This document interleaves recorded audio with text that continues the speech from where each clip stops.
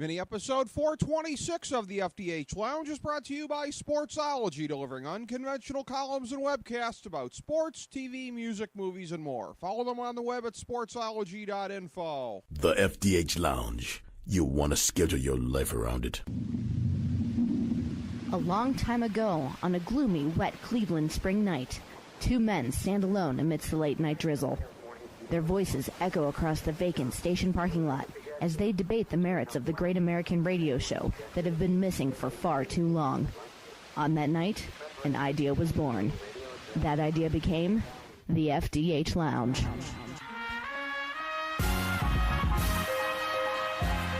Welcome to the FDH Lounge. Hello, everyone. Welcome to FDH Lounge mini episode number 426. This is going to be a gathering of all original FDH Lounge dignitaries today. I am Rick Morris. I'm going to be joined shortly by Jason Jones and by Chris Galloway. Jason, of course, is our chief NFL draft analyst and our senior editor at FantasyDraftHelp.com and the FDH Lounge.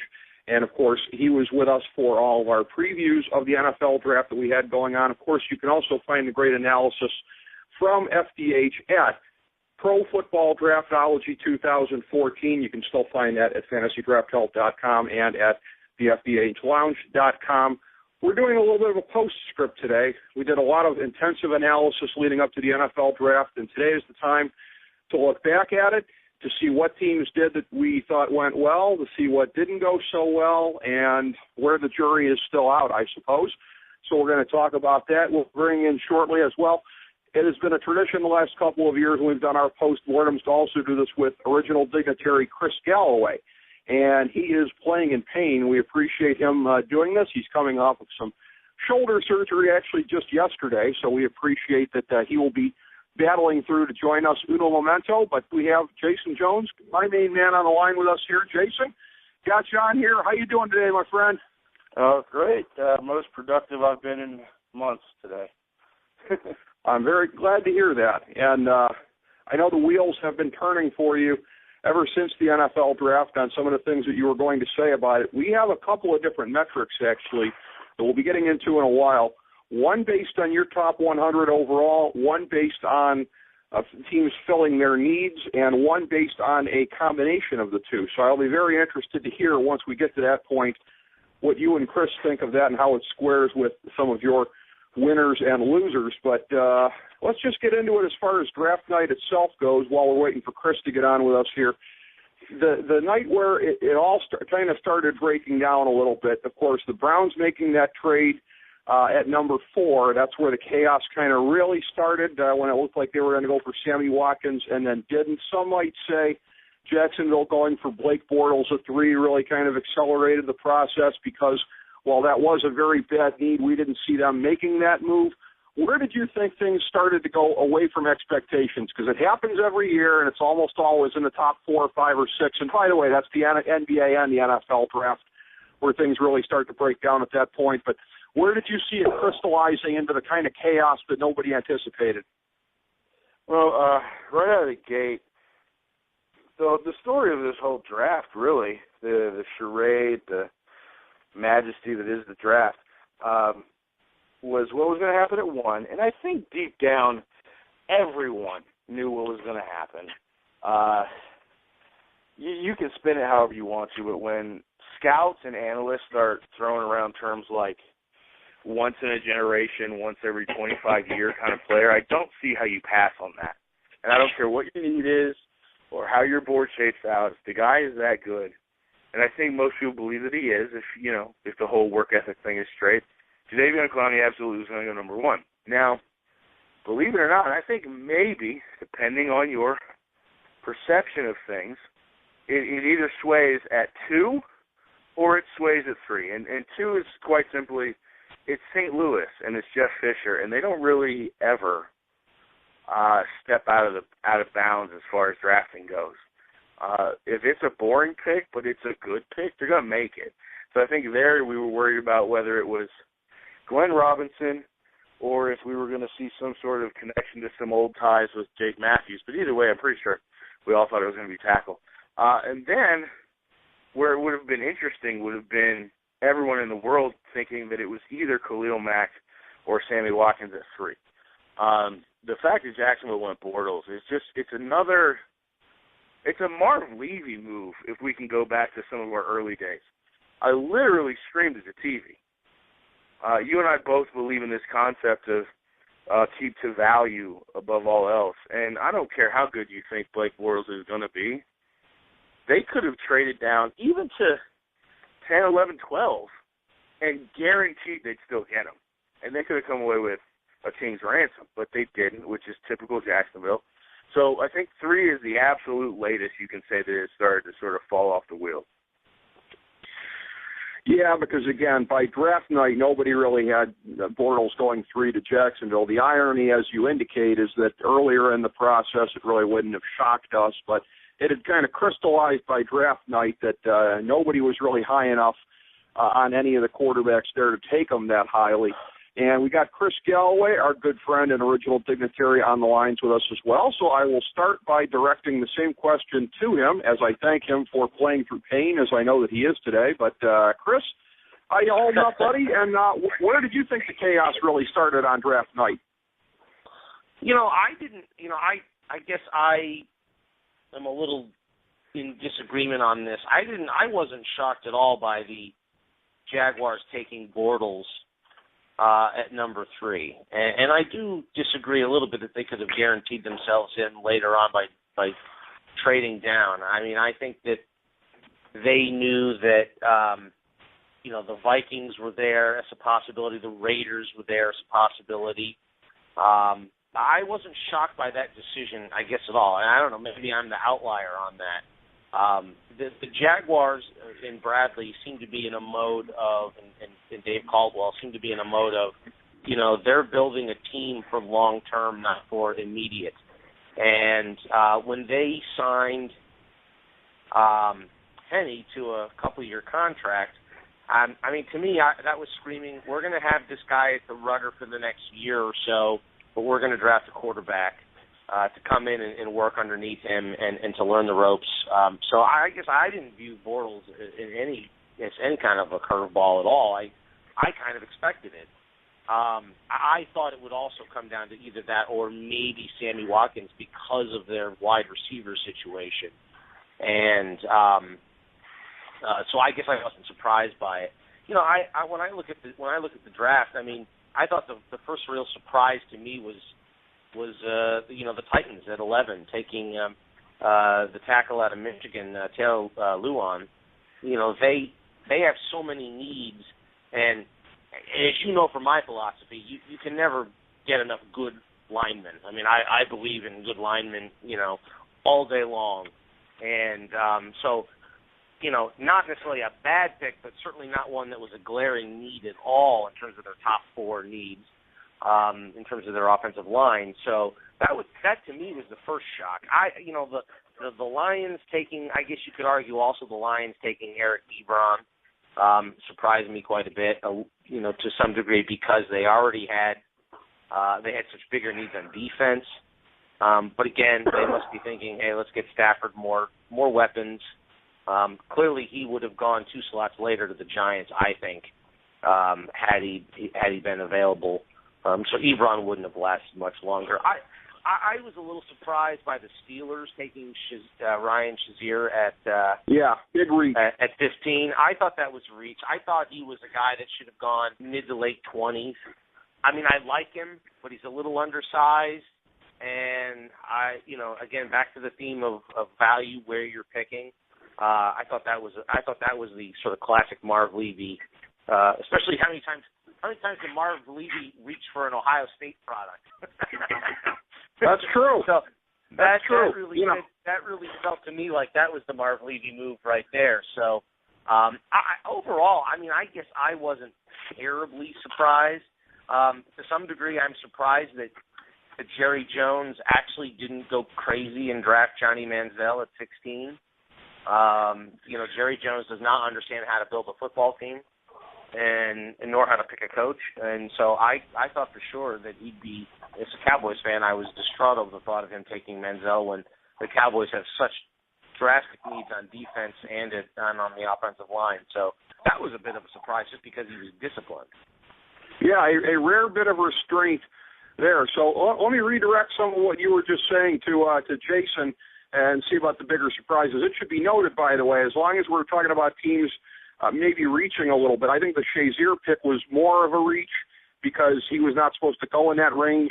But you talk about Ohio State guys who look good in pads, look the part. Certainly, Jason, your Broncos doing that with Bradley Roby at 31, a guy who had a really abysmal senior year, I can tell you from watching him a lot of the time, and a guy who has not really looked up to being the sum of the parts any time recently. But how would you classify, Jason, some of the bigger surprises in the first round from what Chris was just saying there? What were some of your thoughts?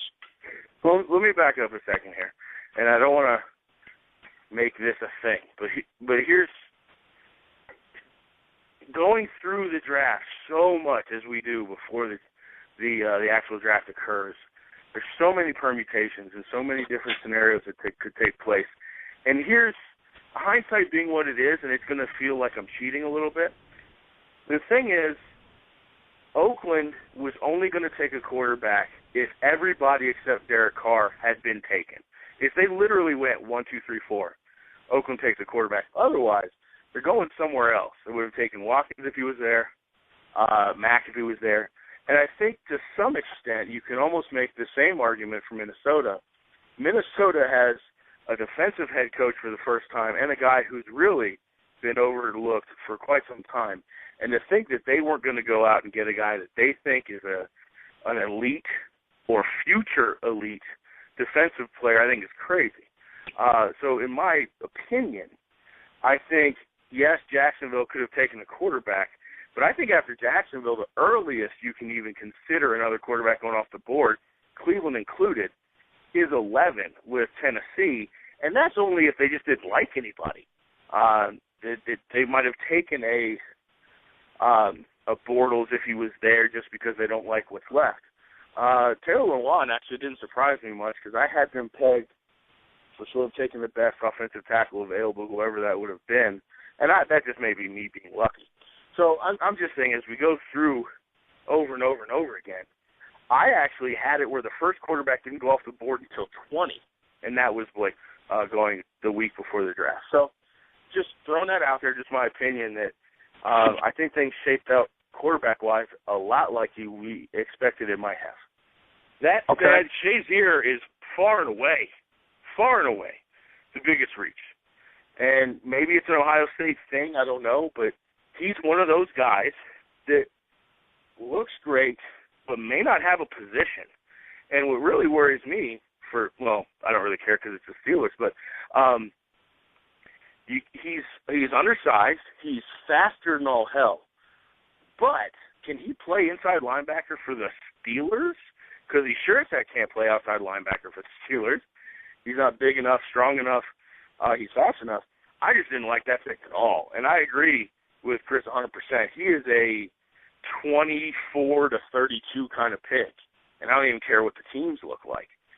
So he was horrible. I hate to say it, Rick, but Juwan James going in the first round was a travesty.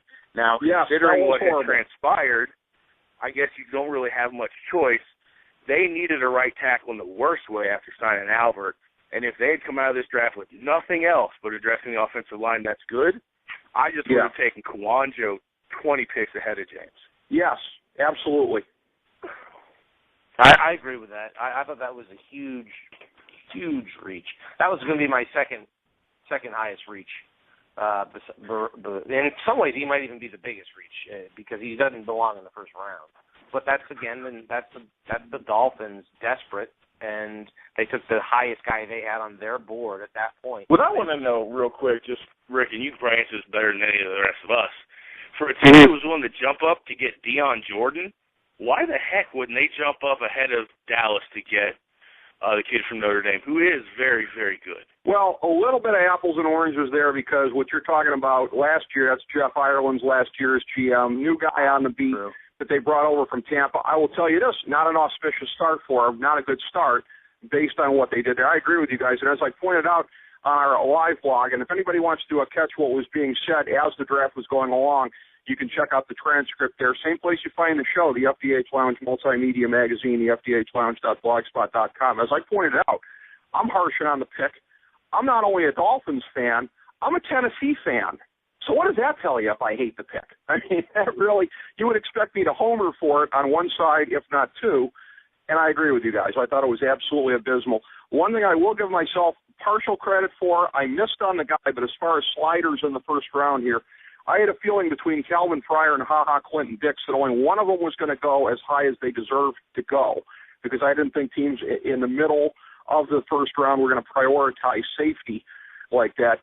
Calvin Pryor going to the Jets, I think that's going to do a tremendous amount for them. HaHa Clinton Dix slipping all the way to Green Bay right before the Browns with Johnny Manziel. And let's talk about that. Let's talk about what they did earlier. A lot of times, again, because this program is based out of Cleveland, I do effort not to make too much of it Cleveland-centric. But, I mean, Cleveland was the biggest story of the draft, just like they will be in the NBA draft, spoiler alert. So we have an excuse to talk about this a little bit here and to kind of let it breathe. I know you guys liked what they did better than I did. The Watkins thing, yeah, I know they're getting the number one pick next year as well, but at what point do you plant your feet and stand and say, we're going for it this year. We're going to try and do something this year. If they knew about the Josh Gordon thing, I think it's grounds for somebody to be fired, quite frankly, to neglect the wide receiver position as they did and then let that happen. We don't know for sure what they knew, what was known when, et cetera. Jason, I'll start with you on this because you've been the more vociferous of the bunch here on Johnny Manziel, on thinking that, the risk on the boom or bust thing here as opposed to the safer Teddy Bridgewater pick, and I think all of us would agree that that's a safer pick, certainly. But thoughts on what they did there? Again, the best pair of lockdown cornerbacks that they've had since the halcyon days of Dixon and Minifield. One of the best pairs that they will have in the league now with Joe Hayden and Justin Gilbert. And I predict that Gilbert will relegate Hayden very quickly to the Minifield role of the two, because I think he's going to be the better one. But, again, Jason, thoughts on that pick and thoughts on what they did with Manziel and just rolling the dice on and really bringing the circus to town, as has happened since.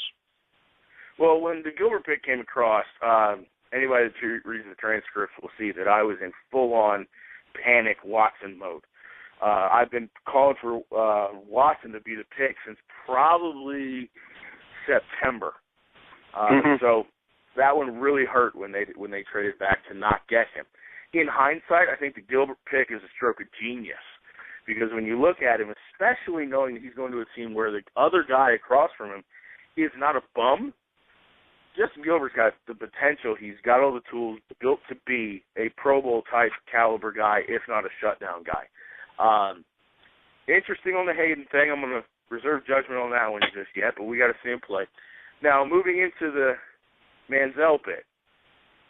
Admittedly, I am not a Manziel person, or at least wasn't to start. I was pretty much rejecting the idea from the get-go.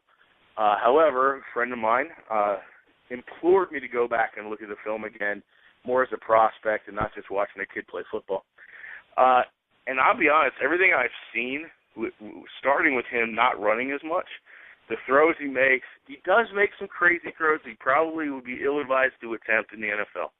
That aside, though, he can make the throws.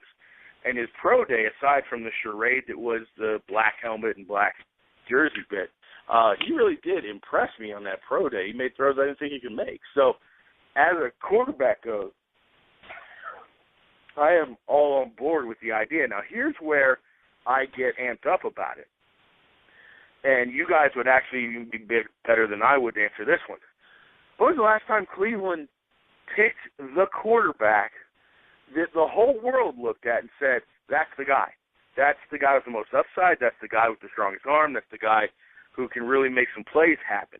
They've almost always, at least since they came back, taken the guy that looks safe or we can coach him up. They've never gone for the balls out, get it done kind of player. And at the very minimum, I'm at least open to that idea, even if it doesn't prove out to be the case long term. We've drafted quarterbacks at 22 before, and where we're at now, no big deal. I don't see the big gamble on the risk reward. That said, I love his attitude presently, and I think if he's everything I think he is, he may end up being the best quarterback of this draft. Now, that's accepting the fact that I think he's somewhere between Brett Favre and Drew Brees with a slightly lower ceiling. I'm not saying he's a first-ballot Hall of Famer, but I think the guy can move the chains, make plays, and make this offense a lot more threatening than Bridgewater could, only because Bridgewater's a very good quarterback who's great at reading defenses. I just don't see him making explosive plays, and I would have been happy with that if Manziel was off the board. Well, Chris, let me pivot to you and see what you think, because, again, from some of the things that I have read, they've proved to be very troubling to me as far as the analysis of how much he ran when he was in college, as far as what he did when the blitz was on him, his completion percentage facing the blitz versus some other players out there. So, again, seems to be really boom or bust, even based on his college production, which was phenomenal and which nobody is really doubting. The question is how it's going to translate to the pros. But, the biggest roll of the dice perhaps by any team out there, the Cleveland Browns during the draft here. What were you thinking overall of what they did? Well, let me first give Justin Gilbert his due respect, because he was the Browns' first pick in the first round. Yeah. And I loved the move. Had we gotten Watkins or, Evans or some other wide receiver there, I would have been very happy with that, with or without the Gordon news. My feeling is that they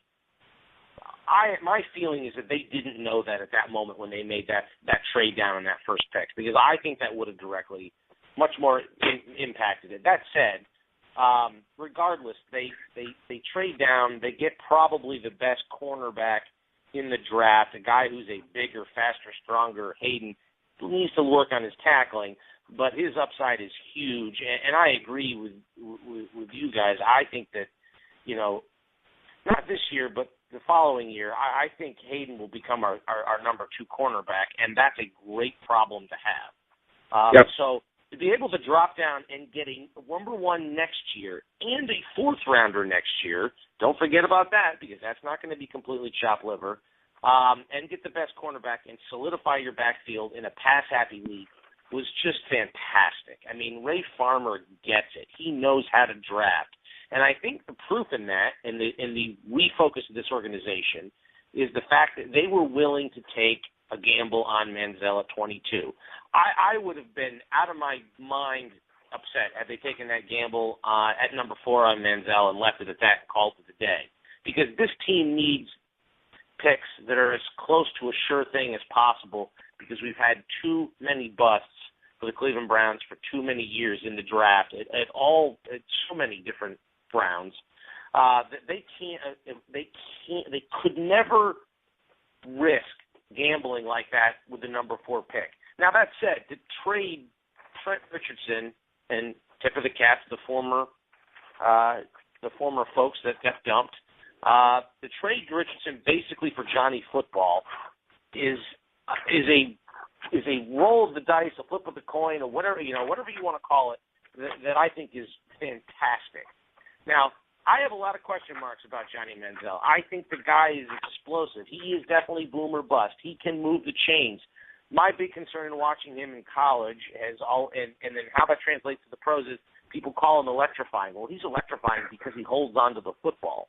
Well, holding on to the football in the NFL as quarterback is the absolute worst trait you can ever have. And so, we got to hope that the things they say about him in terms of having a very high football IQ, we all know he has that burning desire to win. And I think at the end of the day, that's where it's worth taking the risk, is that Johnny Football's been a winner at every level. The Browns locker room needs a change of attitude. This franchise needs swagger. It hasn't had any. And I think that this front office under Ray Farmer has been brilliant in how they've gone about trying to change that locker room. Now, say what you want about a guy like Mack. The reality is, and Rick, you and I talked about this off the air, my theory on Mack and why they did the transition tag is they knew Mack wanted to leave. Alex Mack did not want to play for the Cleveland Browns anymore. He wanted out.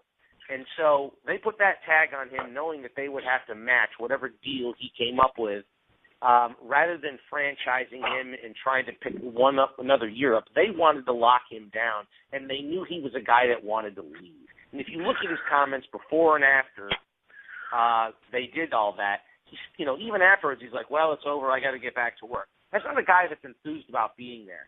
You combine that with how they locked him up, and they went out and they got a guy like Dante Whitner, is a Cleveland guy who genuinely wanted to be in Cleveland. Or a guy like T.J. Ward, not so sure. A guy like Joe Hayden wants to be in Cleveland. He proved that by signing that, obviously they put a huge contract in front of him. But I think what they've gone out and is they've been trying to change the culture. And I don't know how many people have really noticed that within that locker room, with guys that want to be here. And even if they have guys like Mac that don't want to be here, they were finding ways to lock them up long term so that this team could benefit from it. So I like what they're doing. I love the Manziel pick from the swagger. And let's be honest, at the end of the day, it's still a business. The Cleveland Browns are a business, and Johnny Manziel puts the Cleveland Browns on the map for the first time. You can turn on SportsCenter every day, and there's something about the Browns now on SportsCenter. And when was the last time you saw something like that? Usually for something bad, like, they fired the whole front office. They fired their coach after a year. The Browns are a joke. I don't think the Browns are a joke anymore. I think we have a front office that gets how to draft.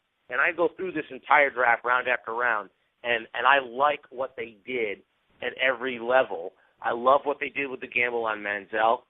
He may be a bust. Who knows? Maybe he just proves to be Doug Flutie Part 2. Either way, I like what they're doing. I love the attitude change. I love the swagger. And I like the fact that, so far, I like the organizational skills and the hard-nosed nature of Mike Patton. I think the Browns are moving in the right direction, and I don't think nationally most people have really come to recognize that. I agree with everything you said about Ray Farmer. As far as the guy who actually made the pick, that being, of course, Jimmy Haslam's homeless guy, I hope that he is persuasive, and I hope he can get in the ear of Dan Gilbert and say, you need to take Andrew Wiggins. That's what I'm hopeful for. The guy got his way once.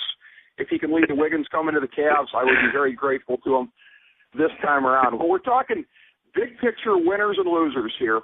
As I promised, let's go by the three metrics, and I just want to see how this aligns with you guys' gut. The first metric that we're going to use, and I'll read you top 10, bottom 10. The first metric we're going to go by here, the Jason Jones top 100 of players. We devised a scoring system based off of that. The top 100 overall players in the draft. The top 10 teams, according to that scale. Number 1, Minnesota. Number 2, Oakland. Houston is 3, St. Louis 4, Buffalo 5, Tennessee 6, Chicago 7, Pittsburgh 8, Cleveland 9, and Cincinnati 10. The bottom 10 teams in this, counting up from the very bottom on this scale, 32 Miami, no big shock there based on what we said, only giving them 10 points for their first-round pick of James. Pretty horrific there. 31 Indianapolis, 30 Denver, 29 Seattle, 28 Philadelphia, 27 New England, 26 Dallas, 25 New York Giants, 24 New Orleans, and 23 San Diego. I'll start with you, Jason, on the list of winners and losers based off of your scoring system here. What do you think? How accurate was it? Well, based on the scoring system, I think it's very accurate in that it sort of judges teams by punch, what players really stand out above the herd. But we all kind of know that the draft it's not just in the first 3 rounds. You get guys later. So overall, I think it's slightly misleading in that it only really judges the guys in the top 100. That being said, if that's the metric we're using, then it's actually pretty accurate. I thought Minnesota scored huge with their first 2 picks because if we go back even 2 months ago, you would have thought that if anything, it would have been opposite. Barr would have been 32 and Bridgewater would have been 8 or whatever it was. So that's clear. And on the other side of the spectrum, Minnesota or Miami absolutely kind of crapped the bed a little bit. I think they were so worried about need that they kind of pooched it a little bit. The rest of them are pretty straightforward because based on that metric, I don't think that any one team destroyed the field. So I don't really have any complaints with any of the teams that you mentioned in the order in which you mentioned them. Well, and I'll tell you what's interesting, you talk about the first 3 rounds, and that's where these guys all should go. Interestingly enough, 2 guys out of the top 100 not drafted at all, which is not a huge surprise. Every year you get a handful of guys that slip through the cracks that you don't expect to have happen. And in the case of this was the Florida guys, Purifoy and I think Roberson, it was the Florida guys. And they had the off-the-field problems, and so I had to wait to see who they signed with before I could really complete that tally there. Chris, let's see what you think. How does that raw listing of top players going various places, how does that square in your gut with your sense of the winners and losers? Actually, I didn't think it was that far off from me. I really, the teams that really jumped out at me that I liked their drafts a lot were I liked what Cincinnati did. I liked what Minnesota did a lot. I really liked what St. Louis, Oakland, and Cleveland. I mean, those were my 5 that I thought they did the best job, top to bottom, 1 through 7, in the draft. And so, based on the metrics that you went through, that's pretty damn close, actually. You can sit there and argue about some of the order of that, but I really like what the Raiders did in the draft. A lot, and I really like what the Browns did, and I thought St. Louis killed it. Teams that I thought kind of screwed the pooch on this draft were, and this might be surprising. Obviously, I thought the Panthers did a poor job. I didn't like what they did. I was not a fan of what the Titans did either. But the 2 that I think I might differ from a lot of people on, one is the Bills. I'm not convinced, and I like Sammy Watkins a lot, but I don't know that he's worth 2 number 1s and a 4th-round pick. I'm just not convinced of that. And then going into the rest of the draft, I wasn't enamored with a lot of what they did. First-year wide receivers rarely do better than 700-800 yards receiving in their first year. So he's probably not going to be an immediate impact player for them. Beyond being potentially just a solid, maybe rookie season, something to build on. So, and then the one that I'm probably going to disagree with a lot of people on was, and a lot of people love their draft, and I almost always love their draft because I think he's one of the best in the business. But I didn't like what the Ravens did. C.J. Mosley, I loved him as a college player, but you know what I worry about on a guy like that is I think there's a high probability that Nick Saban used a lot of rubber off those treads in 4 years at Alabama. And I don't know. Top to bottom, I'm not a fan of what the Ravens did in this draft. Time will tell, but I think this might be the draft where their fortunes as a franchise could change a couple of years from now because they'll look back at this draft and say, none of these guys produced the way the Ravens thought they would. So put a pin on that on the wall. Let's talk about that one in a couple of years. But I think this was a bad draft for the Ravens. All right, Chris, and I'm sure most people don't agree with that, but that's just my opinion. Well, maybe I should start with you for the next metric. The next metric, I devised something by teams filling needs, and I added points and I subtracted points based on what they did as far as needs. And even when subtracting points, I was surprised to see that the Browns came in second on mine. But here's the top 10 and the bottom 10. Top 10, Green Bay, tied for second, Cleveland and the Jets. Number 4, Chicago. 5, San Diego. 6, Washington. 7, Baltimore. So on my thing, they filled needs. 8, Seattle. 9, Atlanta. 10, Buffalo. From the bottom up, Tampa Bay, 32. I think we can agree they really didn't do much to fill needs after the first round. 31, Kansas City, ditto. 30, Pittsburgh, and they scored well on Jason's one, but maybe not on filling needs. 29, Miami, a loser again, either way you slice it. Tied for 27th, Jacksonville and St. Louis. Tied for 25th, Houston and New England. Tied for 23rd, Carolina and Houston. So there were probably a few there that surprised you, eh, Chris? Yeah, but I think, some of the ones that I didn't mention in my losers in the draft, I mean, I didn't even bother to get into Miami. I just thought that was, obvious.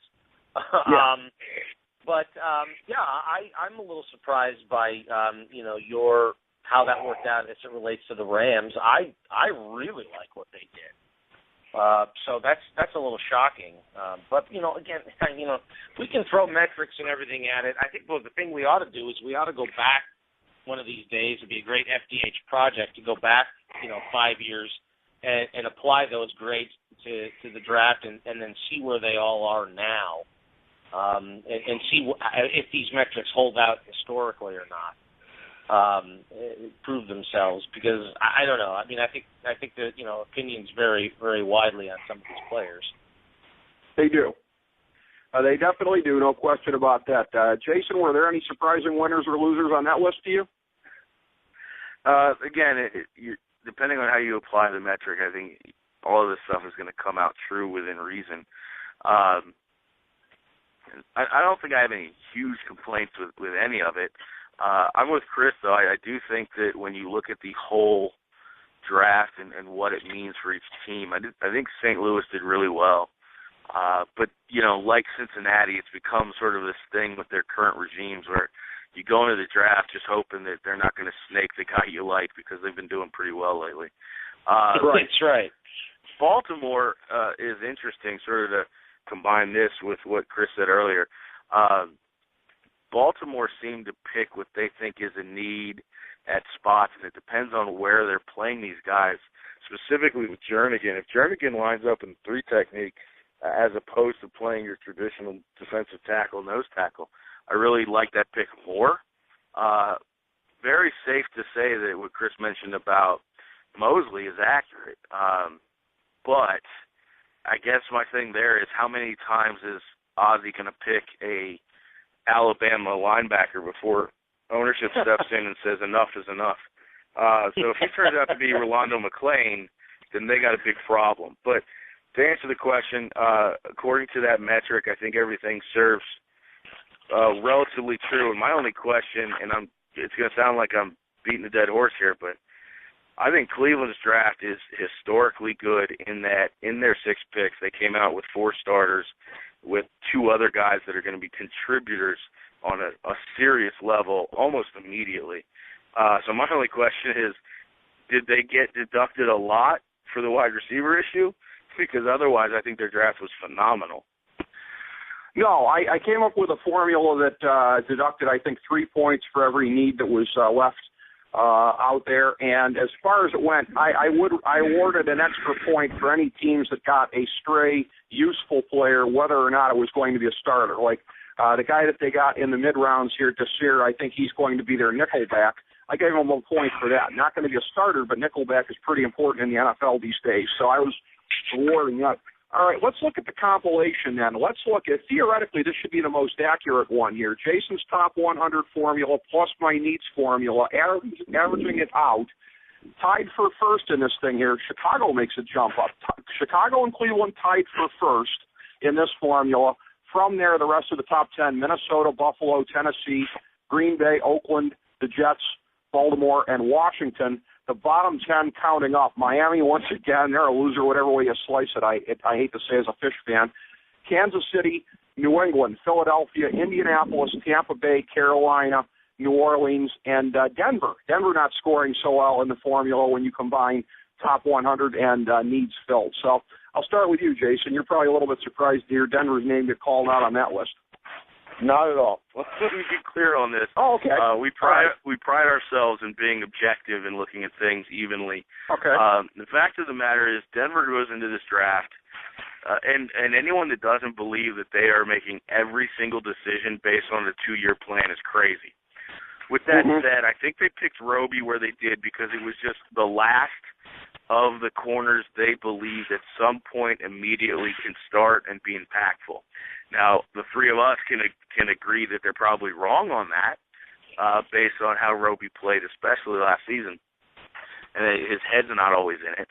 And if you compare that with the metric that I have with the top 100, I didn't have Cody Latimer anywhere near as high as some of the, quote, experts did. So in both cases, I'm not surprised at all, just based on their first 2 picks.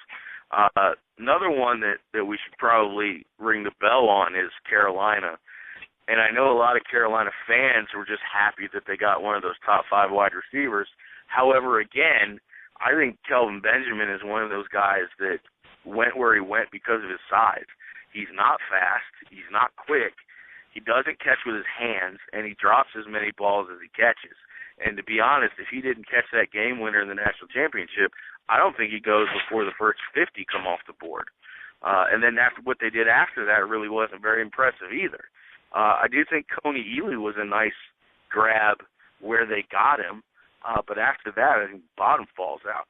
And the one last thing I'll say is, although we're applying metrics and all's fair in mathematics and whatnot, I think you almost have to throw out New England, because if Hageman turns out to be whatever, or Easley or whoever it was, I forget, that they got in the first, who had some question marks, is anyone really going to be surprised? New England has a remarkable track record on picking guys that you don't think they should that pan out to be great. I remember we were absolutely beside ourselves with the Gerard Mayo pick, and that's only one of many. So, go back to Logan Mankins in the first round.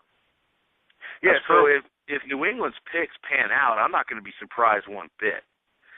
With that said, I think that the third metric we're using is actually the most accurate, and I would say not only do I not have any complaints, but I would probably stand next to that and say this is as close as you're going to find. I agree with Jason. I don't have any real problems with the last metric and how that broke out, other than my gut feeling on Baltimore and this draft probably not working out for them. I thought Denver did a pretty lousy job. I hate the Roby pick. There is nothing in that guy that I saw in the last year, on or off the field, that tells me that he's somebody I'd want on my football team. But by and large, I thought that last metric, the way that broke down with Chicago and Cleveland, I think that's right. I think that's going to be fairly accurate as to who won this draft, and you might even think about giving some bonus points in the future to who got who in terms of the free agent signings after the draft, these undrafted kids, because I thought Cleveland did a great job in that as well. And then last comment, just on the Philadelphia Eagles, I read an article that said that their strategy is going after college graduates, guys that actually graduated. I'm curious how that's going to work out long term. I think that might be a really good model. Could be. Sounds like somebody in the front office, though, might have heard that Tim Duncan was a college graduate and might have thought it might extrapolate to the NFL. Who knows? But, as far as it goes, the only real cautionary note, I think, to any of this, and I'll start with you on this, Chris, because I think it goes to a point that you were making about looking back at this in a few years. A team like Seattle, not exactly blowing our hair back on our ratings.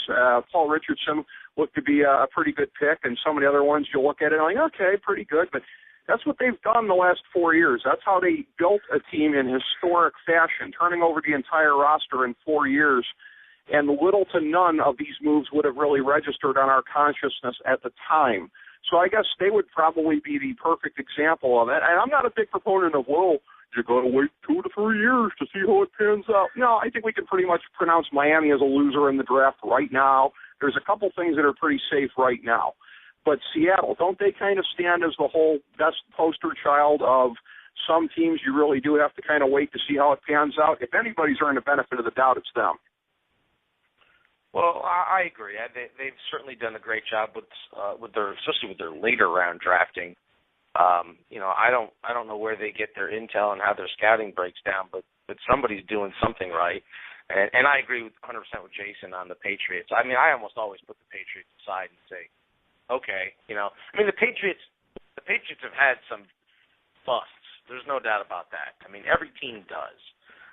But by and large, they tend to find guys that work within their system and their locker room and contribute, exceptionally well. And as of late, the Seahawks have done the same thing. Another team that I'm not sure where they're going right now is the Giants. I wasn't in love with their draft this year, and I don't know what their philosophy is right now.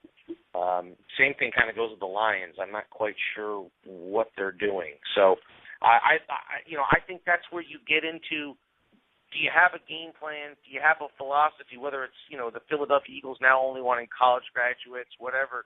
Do you have a philosophy, and do you stick to it, and do you plan to build that way long term. The teams that have philosophies that are patient and build long term and don't panic seem to be the ones that do well historically. As we bring the show to a close, we would like to extend our deepest gratitude to NBC, CBS, ABC, Fox, all Clear Channel affiliates, TNT, TBS, USA, UPN, Deadspin.com, YouTube.com, YTMND.com, MySpace.com, various blogs, Fox News, CNN, CNBC, MSNBC, IamBoard.com, Billboard.com, Google.com, ESPN, ESPN2, ESPN News, ESPN Classic, NBA TV, NFL Network, Sports Time Ohio, Athlon Magazine, Comedy Central, Cartoon Network, The Boomerang Channel, QVC, BET, The Spice Channel, Steno Notebooks, Manwich, Papermate Office Supplies, waitresses, strippers, bartenders, garbage men, janitors, microwave popcorn, the writers of The Office, Scrubs, Entourage, My Name is Earl, Oz, Metalocalypse and the Boondocks, Aquafina, and the periodic table of elements.